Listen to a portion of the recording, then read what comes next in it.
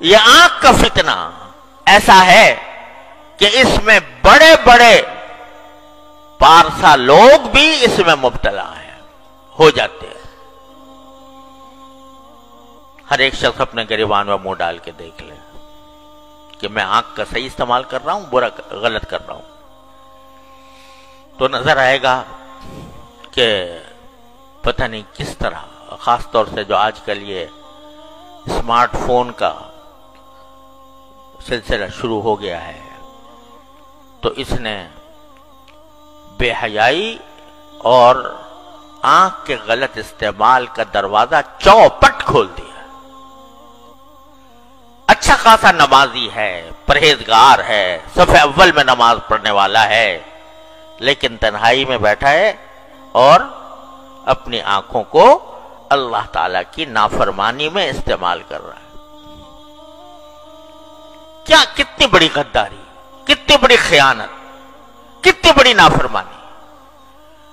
تو اس لیے میں یہ عرض کرتا ہوں کہ جس شخص کو یہ بھروسہ نہ ہو کہ وہ اپنے آپ کو محفوظ رکھ سکے گا اس فتنے سے، اس کے لیے ایسا فون استعمال کرنا جائز نہیں، جس کو یہ بھروسہ نہ ہو۔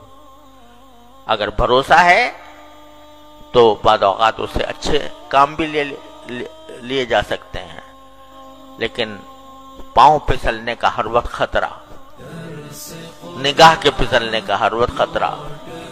لہذا بھائی کتنے دن کی زندگی ہے پتہ نہیں، کسی کو پتا ہے کہ کب اس کو موت آ جائے گی، تو اپنے اللہ تعالیٰ کی دی ہوئی اس نعمت کو کیوں داؤ پر لگاؤ، اس داؤ پر لگاؤ کہ اس کا غلط استعمال ہو گیا تو وہاں پکڑ ہو جائے گی اللہ تعالیٰ کی۔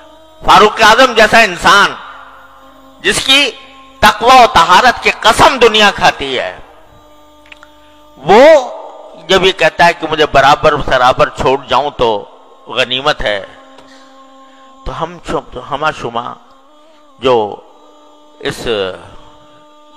ان قسم کے فتنوں میں مبتلا ہو جاتے ہیں، ان کے دل میں خیال نہیں آتا، ان کے دل میں یہ خوف نہیں ہوتا کہ یہ جو ہم اللہ تعالیٰ کی نعمتوں کا غلط استعمال کر رہے ہیں، ایک دن اس کا حساب دینا ہوگا، ایک دن اللہ تعالیٰ کے سامنے حاضری ہوگی، اور ایک ایک نگاہ جو جس چیز پر ڈالی ہے اس کا حساب مجھے دینا ہوگا۔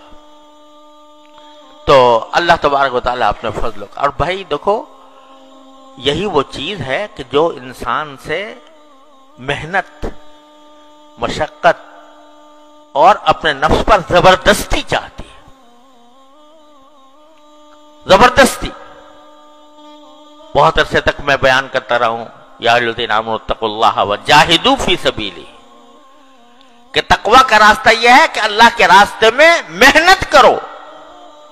کیا محنت کرو؟ کہ نفس کسی طرف بلا رہا ہے، مچل رہا ہے، گناہ کی خواہش دل میں پیدا ہو رہی ہے، اور تم اس خواہش کو زبردستی کر کے دباؤ، یہ ہے مجاہدہ۔ اور اس مجاہدے کے ثمرات یہ ہوتے ہیں، حضرت تھانوی رحمۃ اللہ علیہ فرماتے ہیں کہ جتنا انسان اپنے نفس کو، نفسانی خواہشات کو روکتا ہے اللہ کے لیے، اتنا ہی اللہ تعالیٰ سے قرب بڑھتا ہے۔ وَأَمَّا مَنْ خَافَ مَقَامَ رَبِّهِ وَنَهَى النَّفْسَ عَنِ الْهَوَىٰ فَإِنَّ الْجَنَّةَ هِيَ الْمَأْوَىٰ، جو اپنی خواہشات کو اللہ کے لیے روکتا ہے، دل تو مچل رہا ہے بہت، بے شک مچل رہا ہے، نفس بھی آمادہ کر رہا ہے، شیطان بھی آمادہ کر رہا ہے، لیکن مجھے یہ اللہ تعالیٰ کے سامنے جواب دینا ہے، اپنی ایک ایک نظر کا جواب دینا ہے، اس کا احساس کر کے جب آدمی اپنے اوپر زبردستی کرتا ہے تو اللہ تبارک و تعالیٰ کے ہاں اس کے درجات میں ترقی ہوتی ہے، تعلق میں اضافہ ہوتا ہے، اللہ تعالیٰ کی محبت اس کے دل میں پیدا ہوتی ہے، اللہ تعالیٰ اس سے محبت فرماتے ہیں۔ تو میرے بھائیوں اور بہنوں، اللہ تبارک و تعالیٰ کی نعمتوں کا پہلے تو احساس کرو، کثرت سے سوچا کرو کیا کیا نعمت مجھے ملی ہوئی ہے، اور اس نعمت کو صحیح استعمال کرنے کے لیے اپنے نفس کو زبردستی، اپنے اس پر زبردستی کرو، اور اس کی نافرمانی میں استعمال کرنے سے اپنے آپ پر زبردستی کر کے بچاؤ۔ کیا قیامت آ جائے گی؟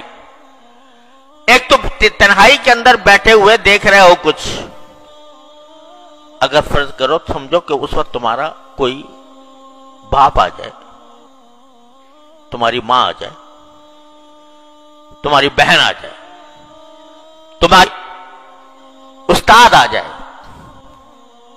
کیا پھر بھی تمہارا دل مچلتا رہے گا؟ کیا پھر بھی وہ خواہش جو دل کی ہے وہ اسی درجے میں برقرار رہے گی؟ فوراً بند کر دو گے۔ اب کیسے بند کر دیا بھائی؟ یہ کہتے ہو کہ ہمیں اپنے نفس پر اختیار نہیں، ہم بے اختیار ہو جاتے ہیں، ہم جو ہیں مچل جاتا ہے دل، اور ہم اپنے تقاضے کو دبا نہیں سکتے، مجبور ہیں اس کے آگے۔ ارے اب کہاں گئی مجبوری؟ جب تمہارا باپ آ گیا، تمہاری ماں آ گئی، تمہارا استاد آ گیا، تمہارا شیخ آ گیا، پھر کیا کرو گے؟ پھر بھی دیکھتے رہو گے؟ بند کرو گے کہ نہیں؟ کیوں کرو گے؟ اس واسطے کہ طاقت تھی تمہارے اندر بند کرنے کی، اختیار تھا تمہارے اندر بند کرنے کا، احساس ہو گیا کہ میں بدنام ہو جاؤں گا، احساس ہو گیا کہ مجھے سزا ملے گی۔ ارے وہ جو ہر وقت تمہیں دیکھ رہا ہے اس کی پرواہ نہیں، اور اگر اس کی پرواہ ہے تو پھر اسی طرح بند کرو جیسا کہ اپنے باپ، بھائی، استاد اور بڑے کے سامنے بند کرتے ہیں۔ تو اپنے نفس پر یہ زبردستی کرنی ہوگی، اور اسی زبردستی کے ذریعے تم اللہ تعالیٰ تک پہنچو گے۔ یا ایھا الذین آمنوا اتقوا اللہ وجاہدوا فی سبیلہ لعلکم تفلحون۔ فلاح اسی طرح حاصل ہوگی جب اپنے اوپر زبردستی کرو گے، اللہ تعالیٰ کے احکام کی اطاعت کر کے بھی اور نافرمانی سے بچ کر بھی۔ أسمو وأجتاز السماء جلالا